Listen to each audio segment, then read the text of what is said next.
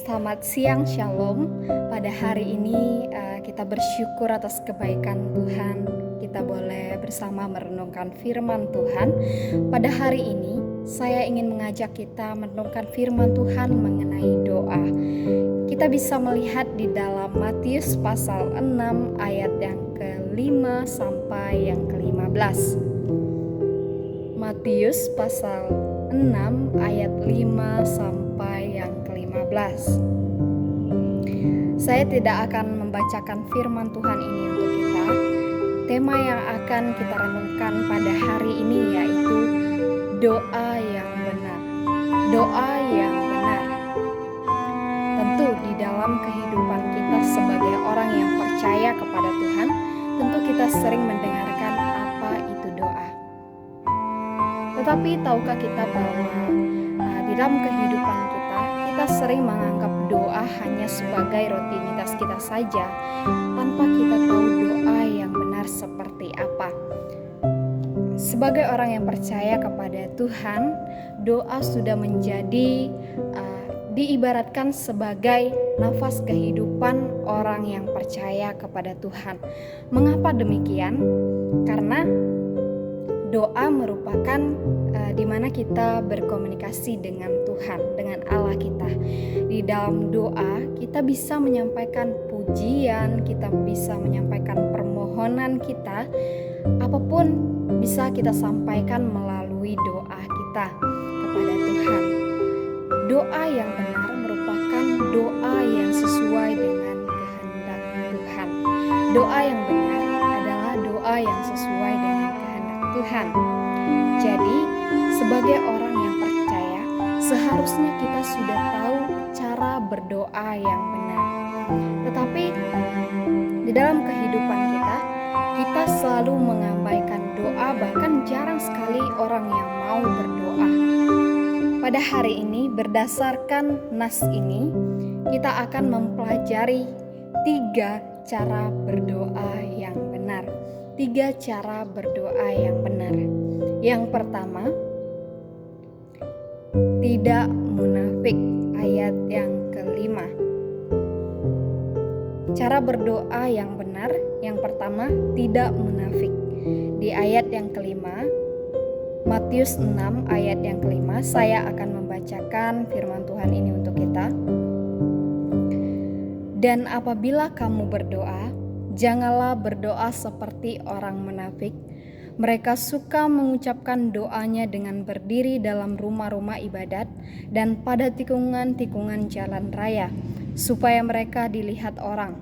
Aku berkata kepadamu, sesungguhnya mereka sudah mendapat upahnya. Puji nama Tuhan.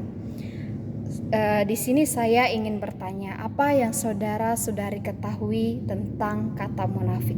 Tentu kita sudah sering mendengar kata munafik. Kata munafik atau berpura-pura percaya atau setia kepada sesuatu, tetapi sebenarnya dalam hati kita tidak demikian. Dalam ayat ini merupakan peringatan keras kepada para murid. Tuhan Yesus tidak ingin kehidupan rohani para murid pada saat itu hanya menimbulkan kesan positif atau dilihat orang lain saja, padahal keadaan hidupnya sebenarnya lain, tidak terarah kepada Tuhan. Godaan untuk bersandiwara rohani waktu itu memang sangat besar di kalangan orang Yahudi. Bisa jadi sikap hidup orang pada saat itu ketika mereka melakukan kewajiban agama mereka seperti berdoa, berpuasa, mereka melakukan hal itu bukan dengan ketulusan, tetapi mereka melakukan hal itu karena ingin dipuji oleh banyak orang atau dipuji oleh orang-orang yang ada di sekitar mereka. Sebagai orang Kristen masa kini, kita juga perlu berhati-hati tentang hidup kerohanian. Kita perlu memeriksa diri, jangan sampai kita melakukan kegiatan ibadah, doa, bahkan puasa kita karena ingin dilihat oleh orang banyak, ingin dipuji oleh orang lain. Jadi saudara-saudari, jika kita ingin berdoa dengan benar, berdoalah dengan hati yang tulus tanpa memiliki tujuan yang lain. Ya, yang kedua, kita bisa belajar cara berdoa yang benar. Yang kedua yaitu tidak bertele-tele. Tidak bertele-tele kita bisa melihat di dalam ayat yang ketujuh. Ayat yang ketujuh berbunyi demikian. Lagi pula dalam doamu itu, janganlah kamu bertele-tele seperti kebiasaan orang yang tidak mengenal Allah. Mereka menyangka bahwa karena banyaknya kata-kata doanya akan dikabulkan. Bertele-tele dalam bahasa Yunani yaitu bata logesete, dari akar kata bata logeo yang berarti mengoceh, mengucapkan kata-kata kosong, sia-sia, gagap atau mengulangi. Jadi maksud dari doa yang bertele-tele ialah mengacu pada doa yang panjang, berbelit-belit tanpa pokok yang jelas atau fokus yang tepat.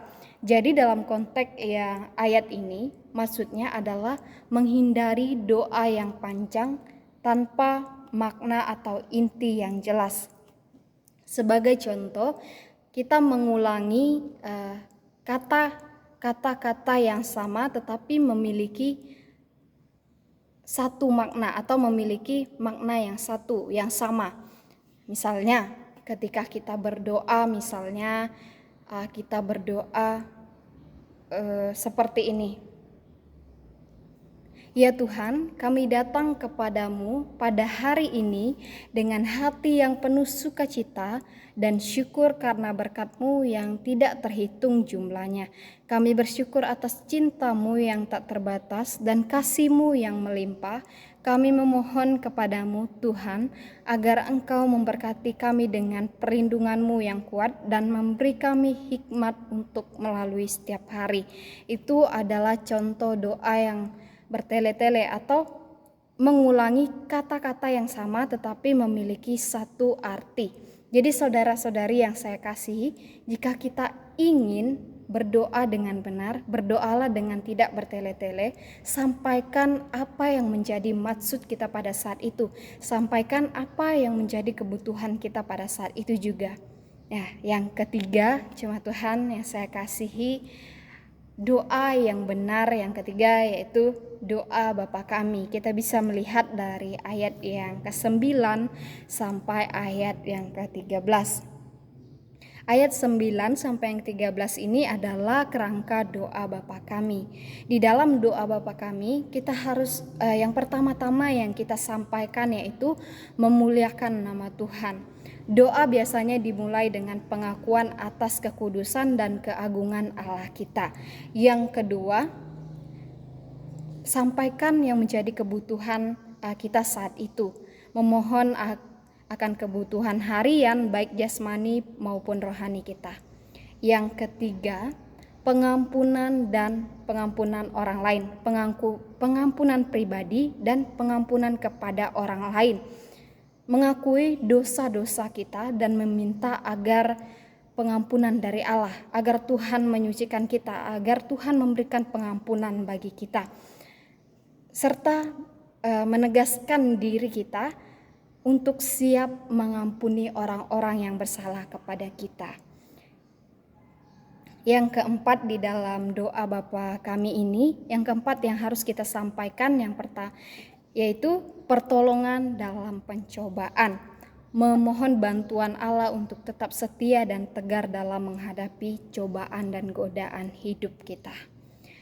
Jadi, doa Bapa Kami ini tidak hanya menyediakan kerangka untuk berdoa, tetapi juga mengajarkan sikap yang rendah hati, percaya dan penuh kasih kepada Allah dan sesama. Puji nama Tuhan. Sebagai orang yang percaya kepada Tuhan, tentu kita rindu untuk berdoa dengan benar di hadapan Tuhan. Oleh sebab itu, lakukanlah ketiga hal ini. Yang pertama, kita harus berdoa dengan tidak munafik. Sampaikan apa yang menjadi kebutuhan kita pada saat itu. Yang kedua, tidak bertele-tele atau sampaikan apa yang menjadi inti doa kita pada saat itu. Jangan sampai kita mengulangi doa kita itu saja, tetapi maknanya satu saja. Yang ketiga, menggunakan doa Bapa kami. Puji nama Tuhan atas firman Tuhan untuk kita pada hari ini. Selamat beraktivitas, selamat siang, Tuhan Yesus memberkati. Shalom.